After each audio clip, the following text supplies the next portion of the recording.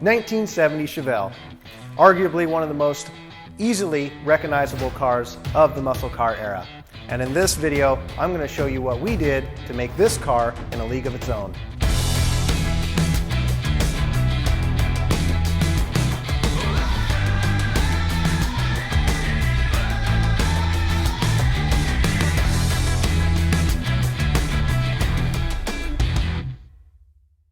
This 70 Chevelle is actually one of the first cars that I ever laid my hands on.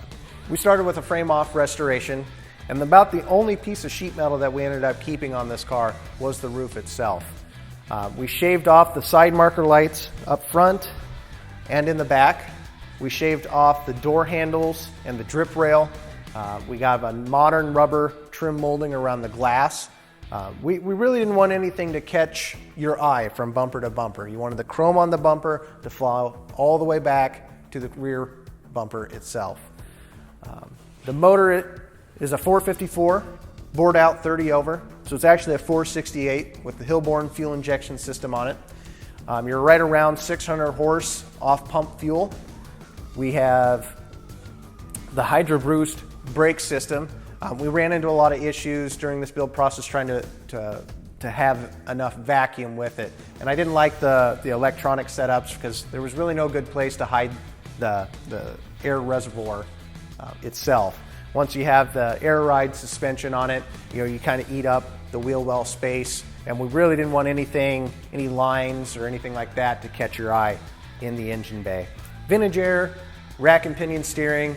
Like I said, the air ride technology suspension on both the front and rear allows us to set the ride height to anything that we want. We made these pieces to hide the fender well, the battery box, and the radiator, so it's a nice clean look all the way around. We didn't want anything to catch your eye, so when you come up and you walk up on this car and you look underneath the hood, there's no busy work around to distract from the Pearl itself. To get in the car, it's just a poke of the button.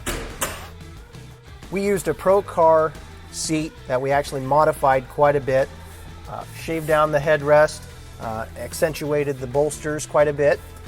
Got this really nice pleated design to go through on the front and back seats. The reason I like these Pro Car seats is they're nice and low, so you get plenty of headroom once you're in the car.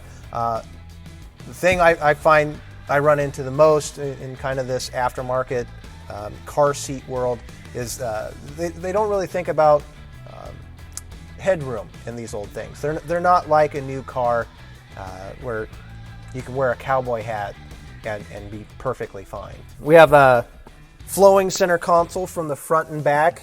We kept the original insert from a 70 Chevelle to kind of pay homage from what the outside, bring a little bit of the outside to the inside.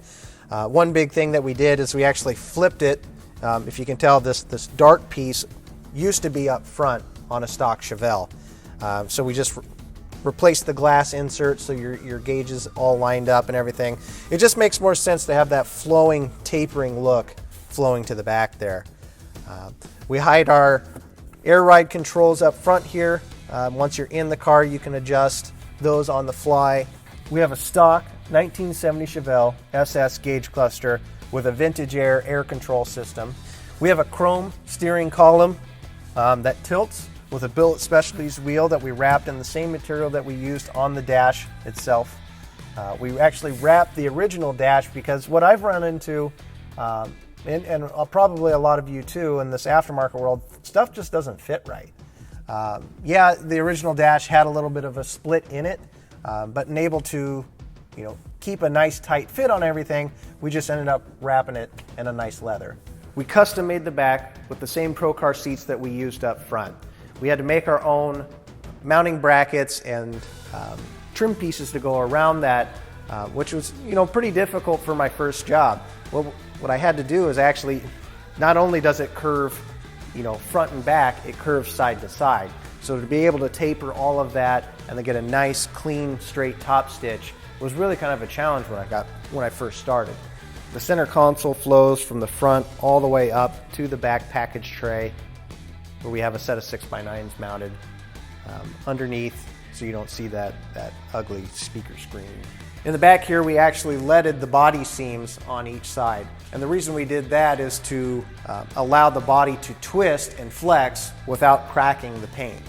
We filled in the trunk lock here, and then that brings us to our nice finished off trunk. Hides all the ugliness, the back of the seat, and the side pieces where you can see the inner fender wells.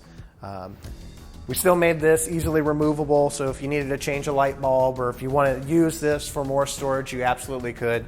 The same with the floor here. It's actually removable.